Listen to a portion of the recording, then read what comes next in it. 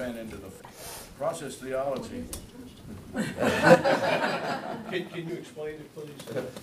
Not as well as the guy coming, and not in a few seconds either. I'll tell you, it's Alfred Lord Whitehead process philosophy. It's mathematics. Well, anyway, it hope you enjoy it. It will change the way of thinking about it. I am going to do two things today. One is lead us through a very quick, I hope, sampling of some biblical texts pertinent to our subject. And then I hope to leave us enough time for I'm going to do one other thing. Then I hope to leave us enough time for a concluding conversation.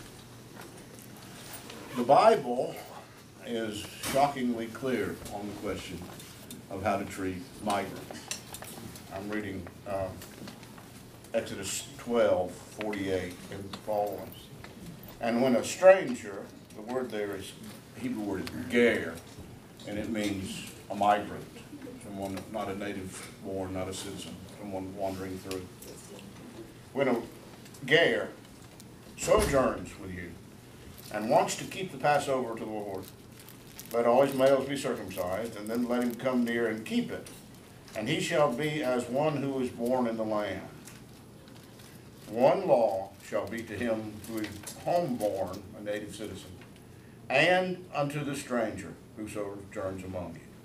One law for both. Leviticus 19, verse 33, if I can get there without too much. Lately, my 60-something-year-old fingers don't want to handle this really skinny paper. I can't get the page turned. Here we go. And if a stranger sojourns with you in your land, you shall not oppress him. But the stranger who dwells with you shall be to you as one born among you, and you shall love him as yourself. For you were migrants in the land of Egypt. I am the Lord your God. Numbers 9. I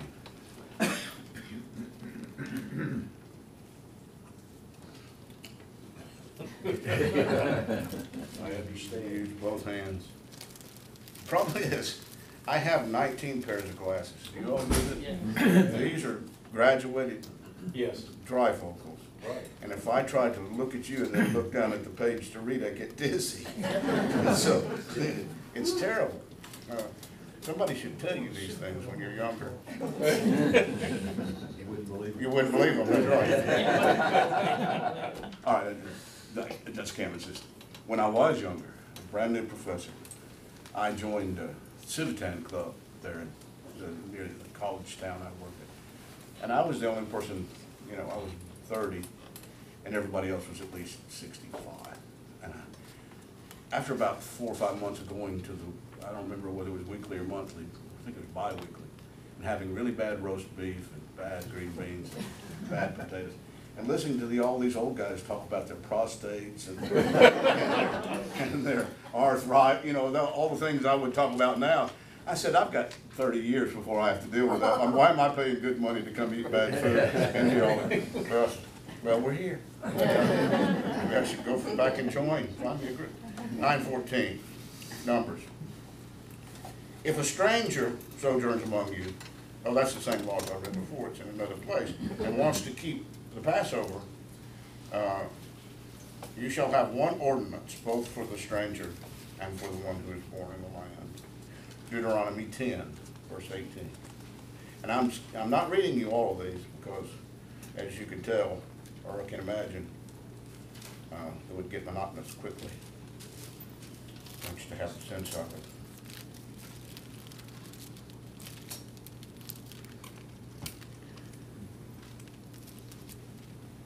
Oh, he executes judgment. He is God in this case. For the fatherless and the widow, and loves the stranger, and giving him food and raiment. Then one passage One passage from the New Testament, Matthew 25. Lest you think this is just an Old Testament idea. Matthew 25. I'm reading beginning in verse 31.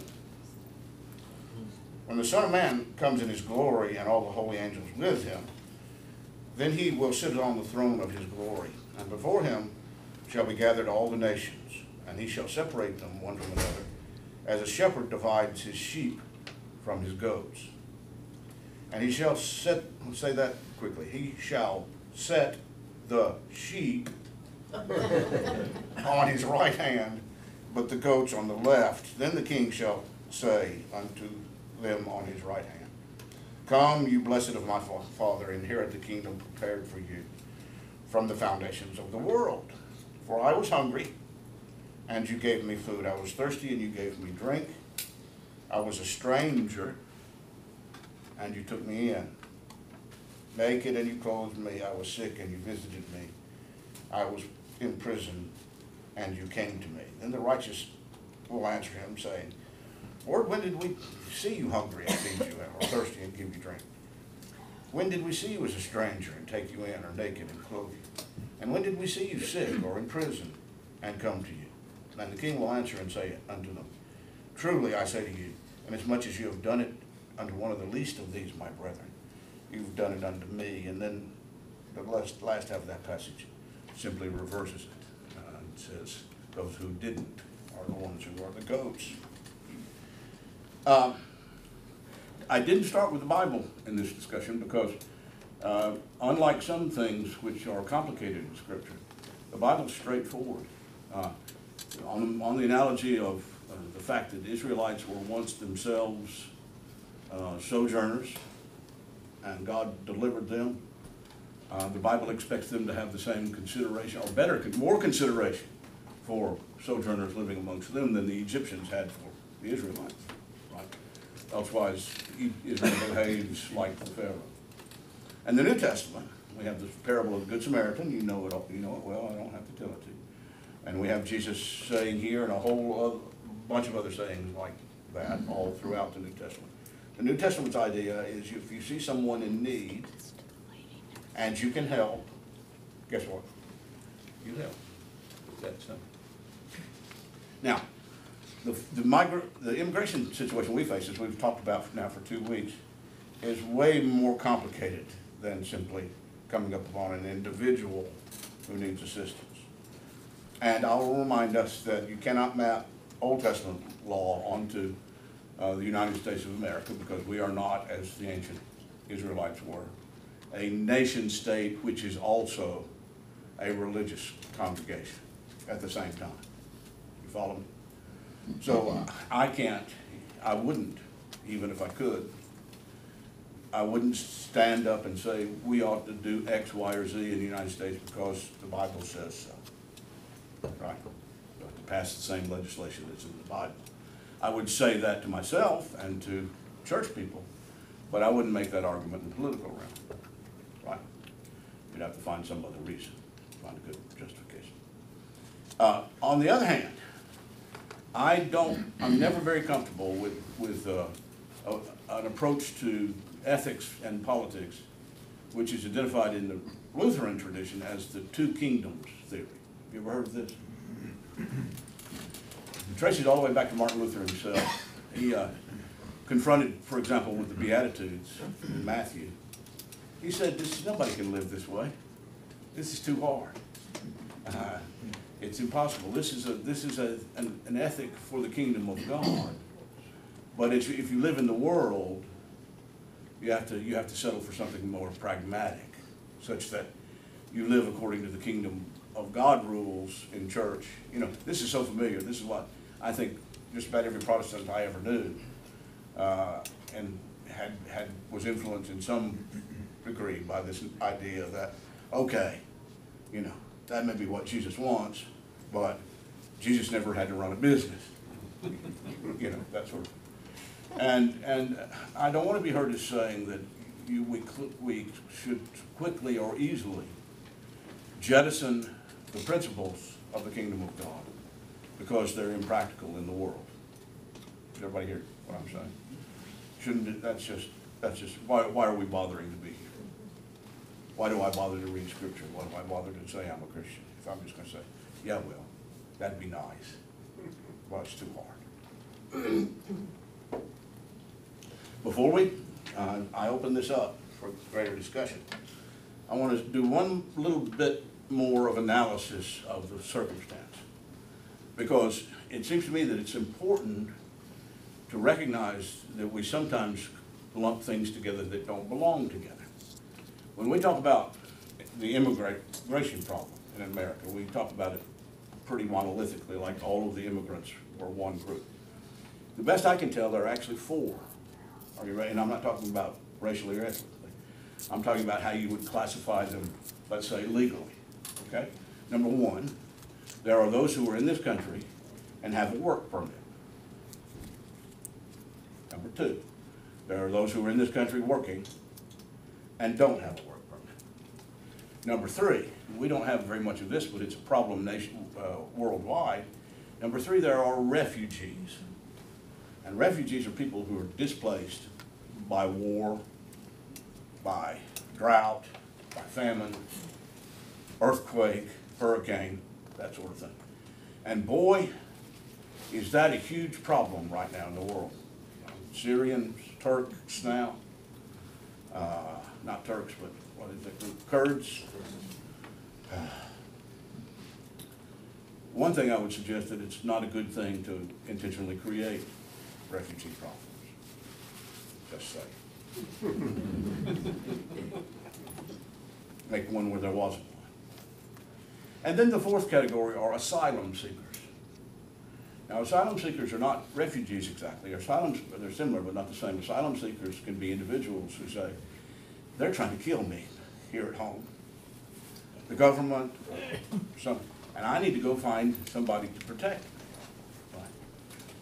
That category is governed actually by international treaty to which the United States are signatory. So there is no such thing as an illegal asylum seeker. Did you hear what I said? No such thing as an illegal asylum. Now you can seek asylum and say, these are my reasons, and we have courts and stuff to adjudicate whether that's a good reason, and our court can decide, no, that's not reason enough. But even in that case, that individual hasn't sought asylum illegally. That individual has sought asylum unsuccessfully. Right? There's a difference.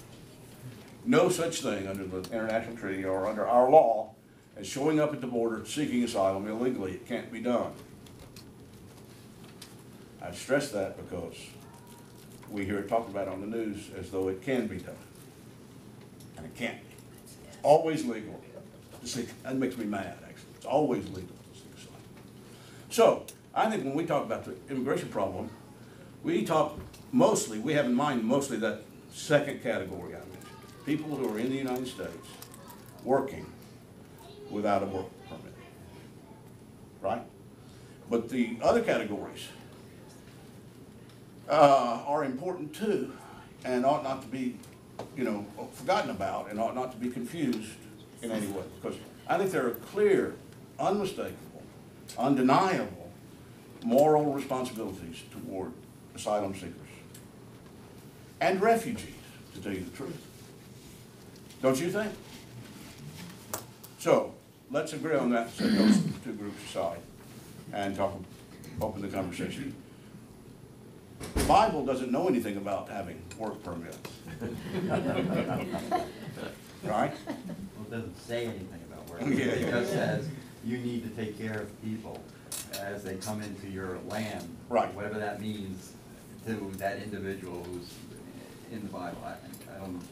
It's different than what it is today, In other words, we do take care of people. I come across the border, I'm picked up by ISIS or whatever the border patrol is. ICE. ICE. That's right. Well, I mean, ISIS is in the news. I know, I'm sorry. Yeah. Border patrol, and then I'm taken someplace, and I'm housed, I'm fed, I have medical care until some adjudication takes place, until someone takes a look at my... All right, you've just said something that actually bothers me Okay. If it happened the way you described, I wouldn't be as concerned.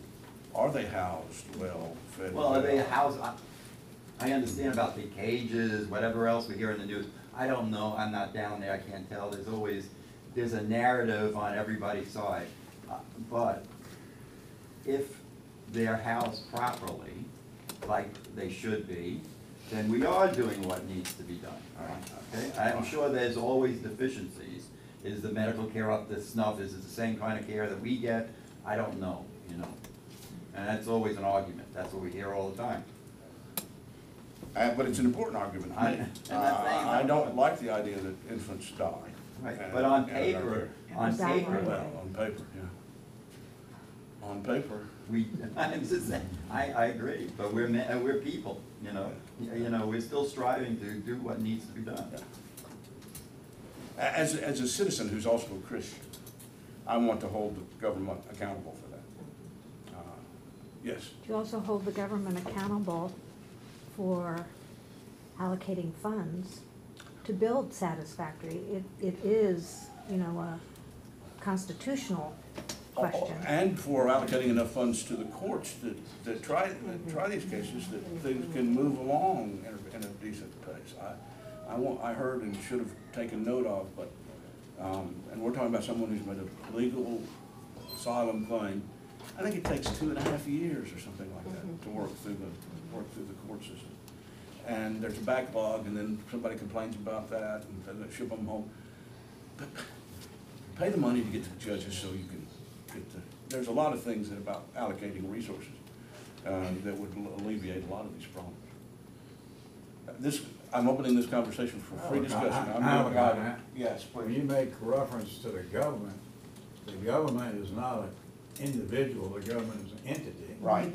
And everything in life is determined by the person you're speaking to, or the judge or judges are either lazy or hardworking, or the person who's standing in front of you prefers to help that group rather than this group, and those are just practical life problems. Right. And then when you say, well, the government should do something, well, the government, they're us. Yeah. We're Well, part of the government, well, so we ought to. you go do it, and I go do it. I mean, it's, you know, it's a political thing, it's political stuff about the government's gonna do all this, it's human beings doing it. Not some monolithic entity out there. Who's the government? It's us, but the government are agencies and entities that act on our behalf. But if it's the government, and I don't think in the Bible they talk about the government. They talk about people, so then it should be the church that goes down to the border and makes sure everybody's housed properly and things like that. That's what we're gonna refer to. The government is the government. The government has its own special way of doing things. That All right, I think I hear the two kingdoms theory right here in the room, in front of me. That the church has church responsibilities, and we can't expect the government to fulfill any of those. Yes. What? Okay, I have more hands. We'll go around, we'll sweep around. Yes, please. When you started, you explained what the Bible says. I think what bothers me so much, 25 years ago when I was in Saudi Arabia, watching their immigration policy, which is single men only. They're not allowed to have any wives, they're not allowed to have any children. The conditions they lived in were pretty atrocious, and it all exists because the Saudis didn't want to do the jobs that their 747s were brought in from the Philippines, filled with men who have to work there. And it's almost, they sign a contract for a couple of years, they're more than happy because they make more money than they ever could back home. Right. But yet, being in Saudi Arabia as an American, seeing the jobs that they were doing, the treatment that they got, it's pretty atrocious. And I'd like to think we'd never get to that point because this was government policy. No one thought anything was wrong with it, and that exists today. Sorry. That's okay. Yes, please.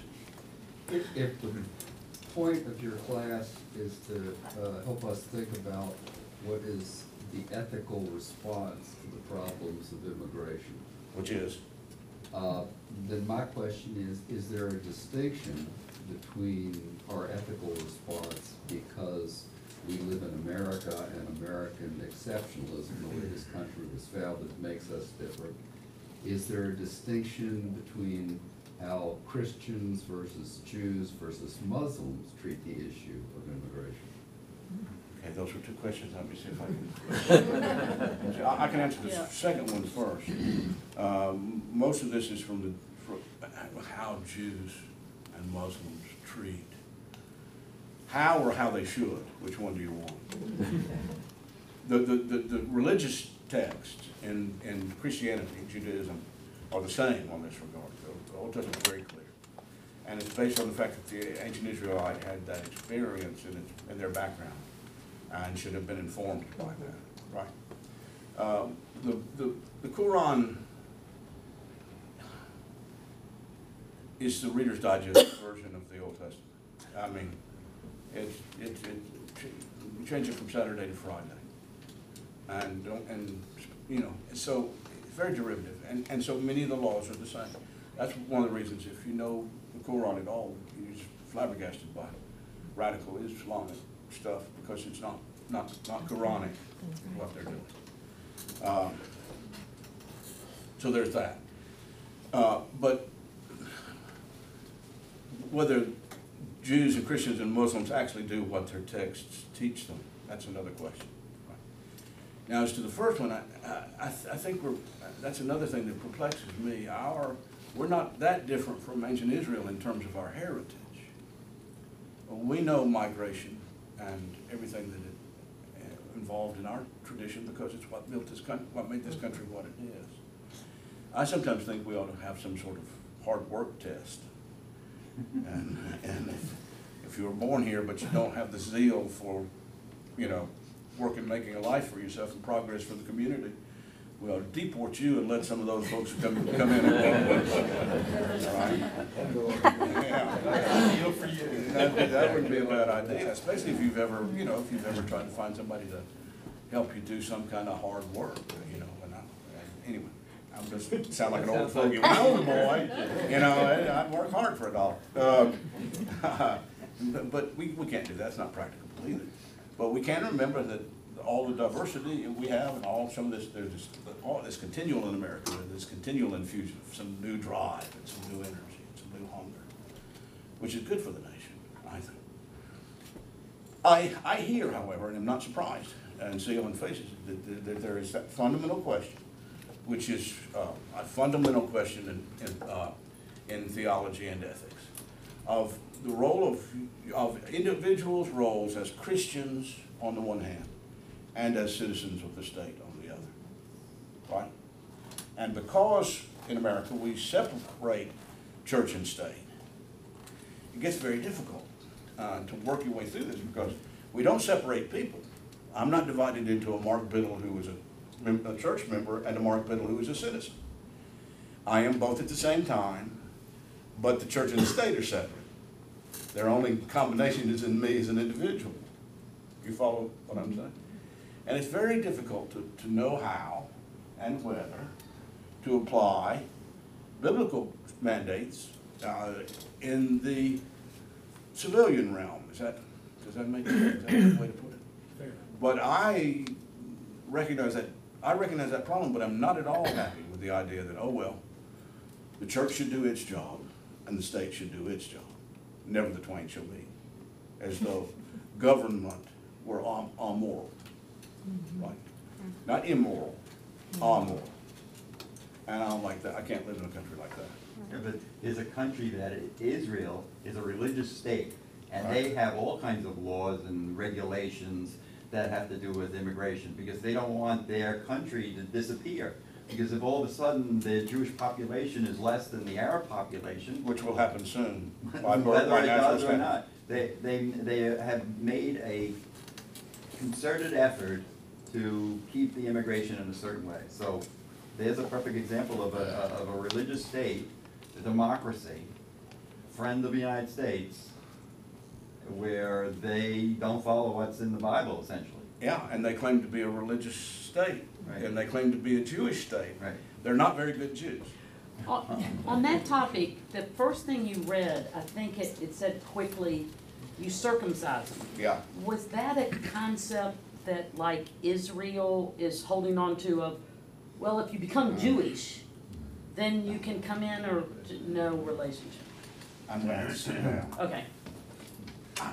I let this wander off into a direction, and I'll grab it.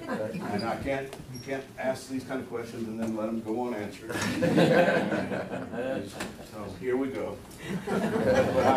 Now, this means I'm gonna have to think. So I better use the energy for thinking and not standing. All right, here we go.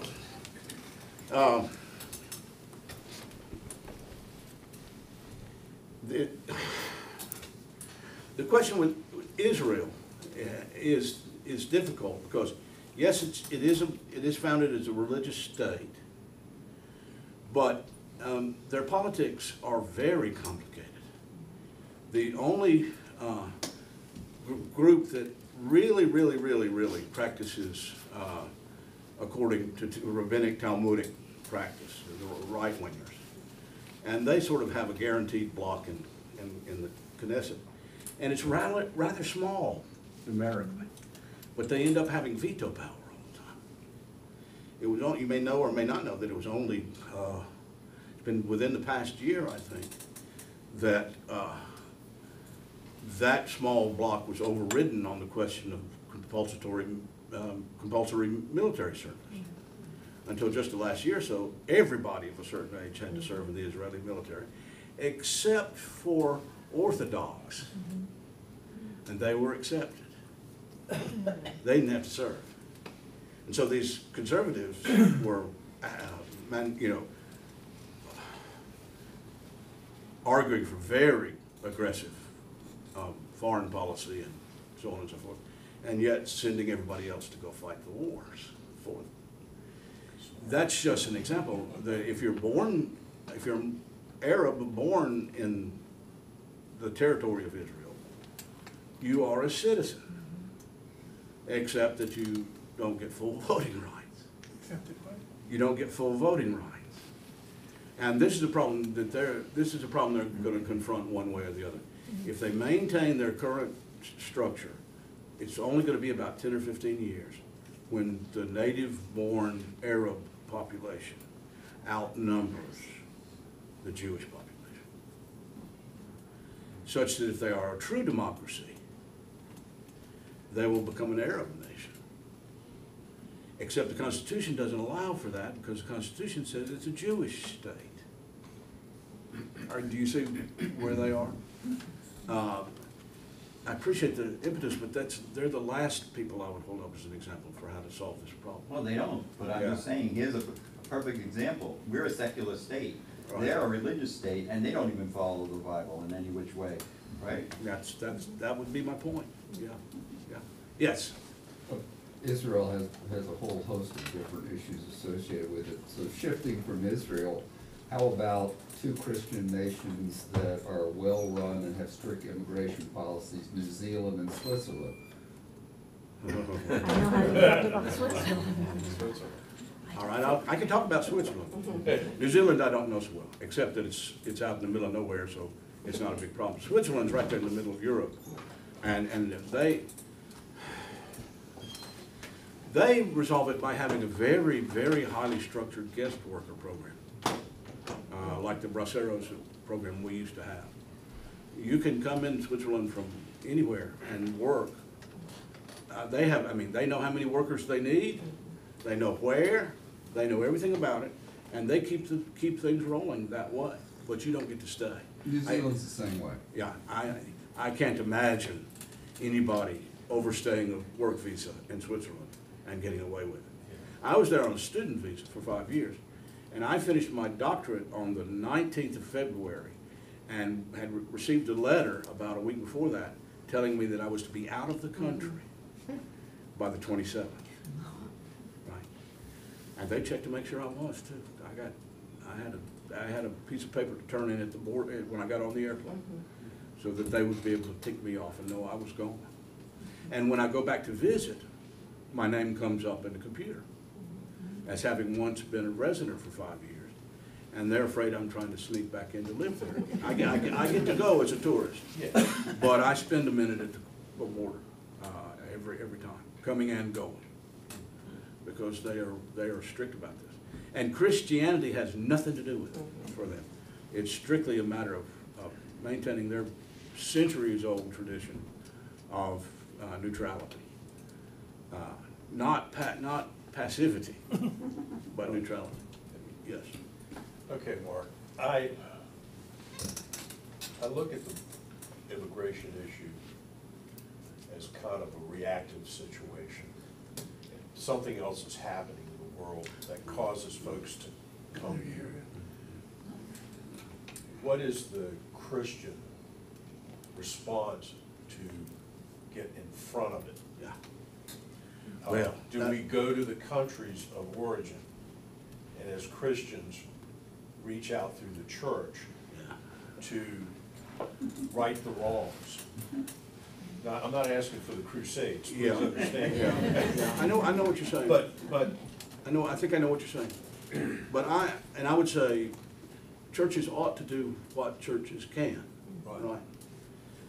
But the problems are so systemic, and they are political and economic.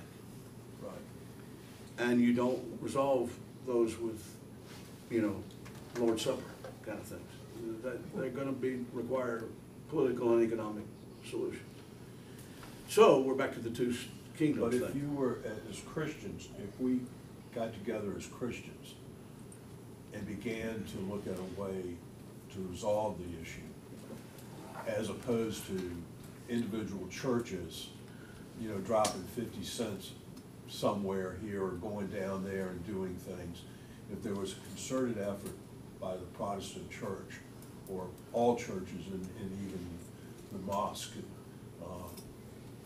could we not begin to address this issue?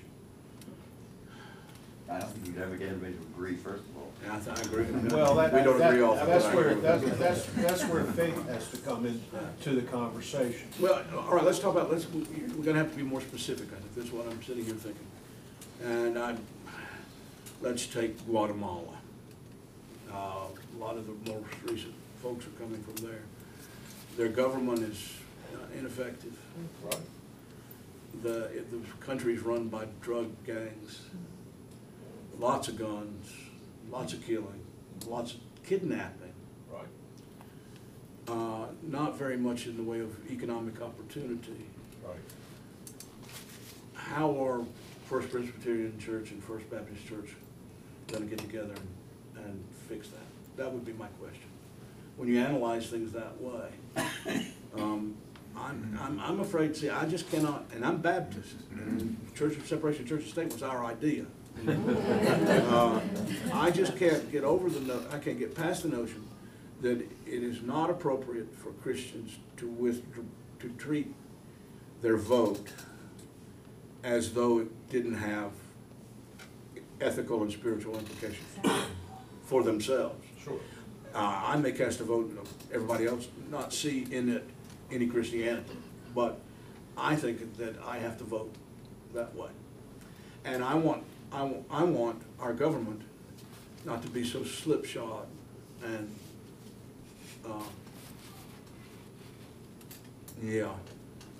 inattentive to these kinds of things.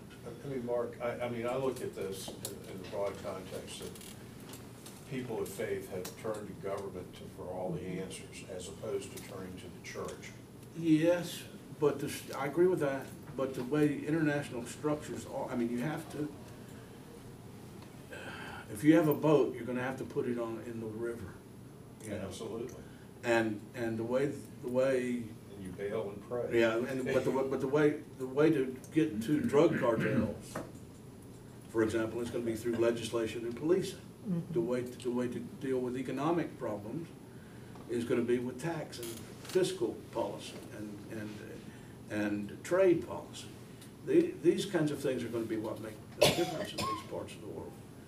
And I think you could make the enlightened self-interest argument, as a matter of fact, to the rest of the country, and say whether you want to do this because of humanitarian reasons or because of you have the love of Jesus in your heart, or whether you want to do this to make your own children safer, if we can help the situation in Guatemala, just to pick one place, be better, then there'll be fewer drugs, less violence, and all that sort of stuff coming into our community.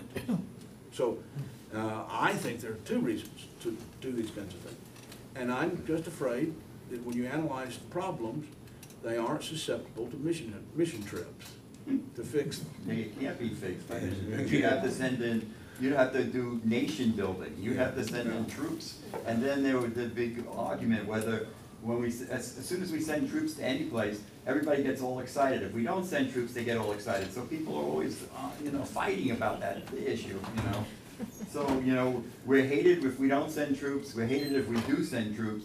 So, sending troops to some Central American country, I don't know if it would ever work anyway, and whose children are we gonna send from our families?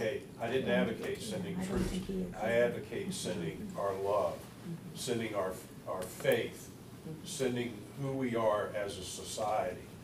But I think that's a great idea, but I think that drug cartels who are making millions and millions of dollars aren't gonna break up because we send our love. I think the only way we're gonna break that up is through, force.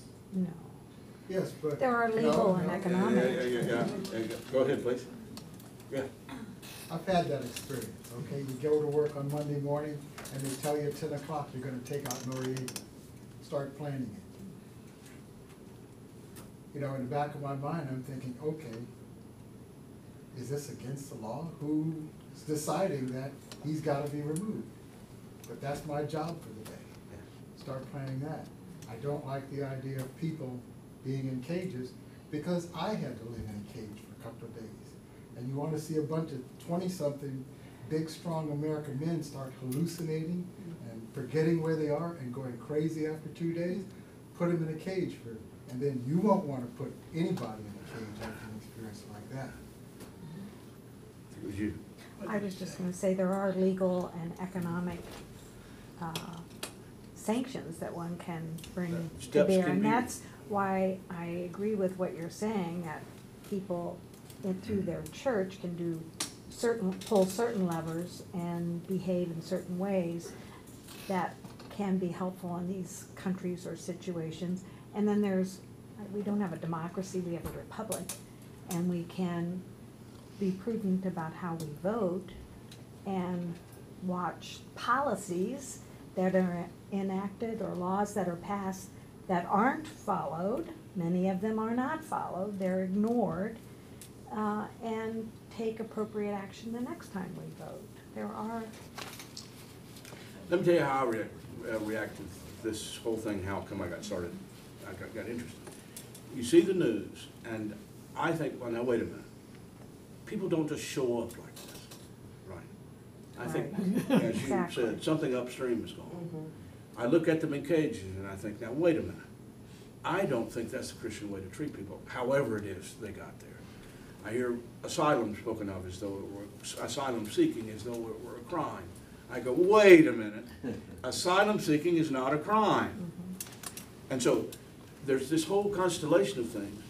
We hear it talked about on the news and in the presidential debates and stuff that are going on. And I hear it talked about at an elementary level, which suggests that the people that are talking about it don't know what they're talking about. Or they assume that their audiences won't understand a complex discussion. And this is a complex problem. If you don't treat it as a complex problem, and in my view, as Christians and as the church, hold fast, meanwhile, to your gospel principles, right, then, gee, I don't see that it'll be fixed, ever. It'll just become another problem, yes. Explain to me what Christianity has to do with immigration, except to express a church-held opinion about what should be done to the government? Immigrants are people. I don't understand that. We But what can we owe any immigrant what we owe all people. well, that's what I'm saying. We should express our opinions, but what else can Christians do? Oh, well, different things.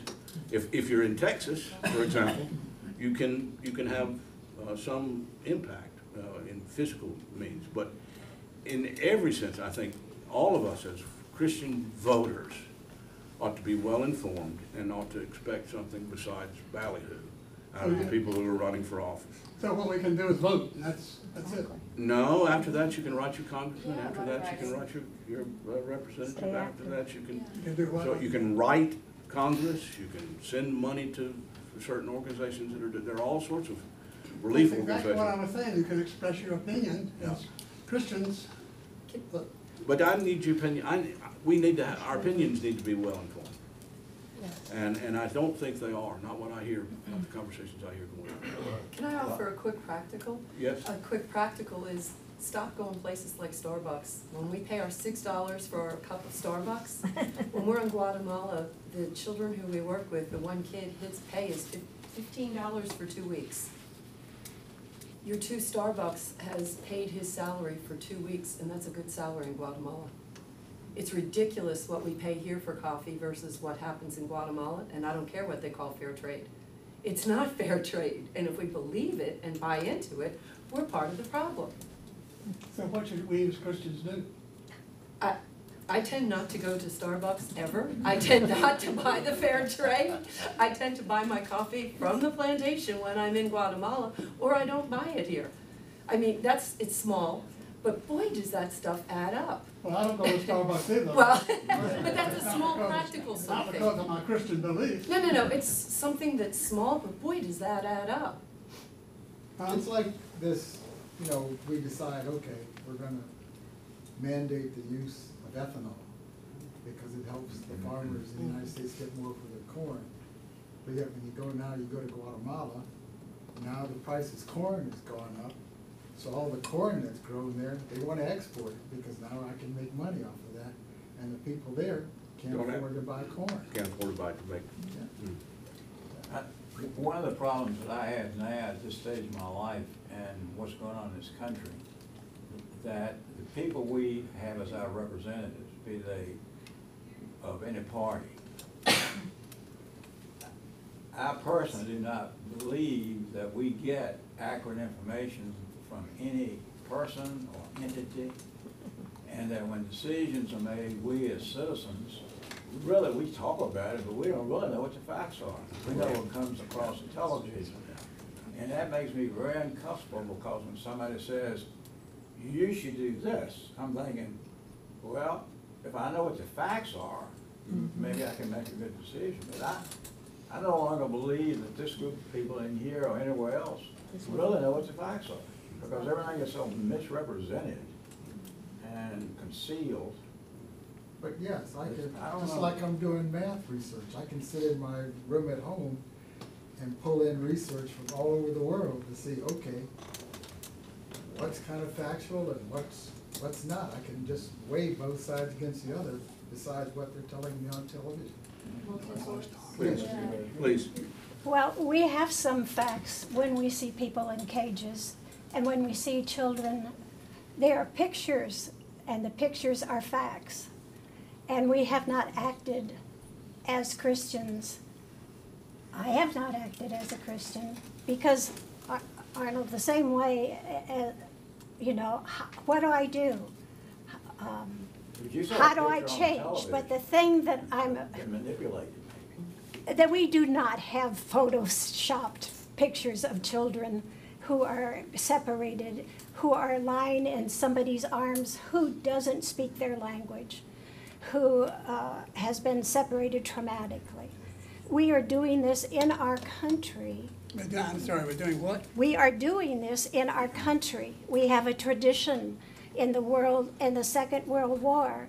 As a child, I remember seeing the Japanese out in Oregon taken around in a prison van to pick the cherries. They were United States citizens. It was a terrible thing. And we are doing it again. How, We are doing it again, but we are doing it with non-citizens because we don't care about but the non-citizens. Japanese were citizens. They were citizens, but I'm saying we are treating them like we treated citizens. So we have a history of being able to do that and sleep at night And without I having just conscience. want to add that the gospel doesn't know citizen, doesn't think a citizen is more of a person than a non-citizen is. Right. I just want to add that, yes. I think Jim's point about the media is one that's very interesting because it changes our perspective. There was a photo that was of children in cages that was attributed to one president, which was actually taken under another president. It's the news media. I don't like children in cages. Yeah, I don't either. My daddy Yeah. did. Yeah, Who I don't cares either. which And my one? point is, we have gotten to a point now where It's being there's so much manipulated. information out there that it's impossible to separate out truth from fact. And as a former elected official, I know what it's like to be reported incorrectly, Incorrectly. okay? Yeah. And then have to go out and try to correct the wrong, which is impossible on a good day. Yeah. If anybody has read McCullough's biography of George Washington, and in there is Washington's Rules of Civility. He was an elder in the Presbyterian Church, and one of the things that McCullough writes about is that Washington was always reticent. He never talked about his faith in public. He never used that as a rationale for his actions. He acted in a way that, he lived his faith. He didn't need to preach it. And I think that's an important thing. What is that saying? I think it may have been attributed to Mother Teresa. Everywhere and always preach the gospel, if necessary, use words. Yes, exactly.